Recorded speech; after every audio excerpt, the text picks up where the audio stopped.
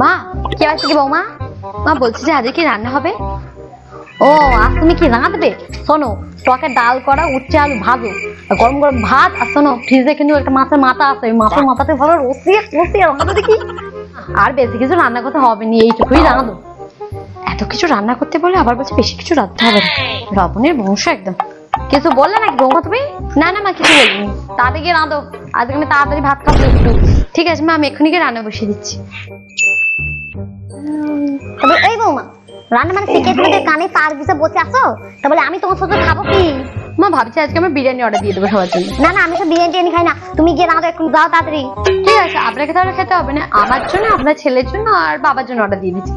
আপনি হলে একটু ডাল আলু ভাত করে খেয়ে নেবেন, ঠিক আছে? না, বৌমার সাথে আর লাগা যাবে না, নাহলে বিরিয়ানিটা হাত খারাপ হয়ে যাবে। না না বৌমা, বিরিয়ানিটা আমি খাই, আজকে আমি খেয়ে নেবো, ঠিক আছে? আজকে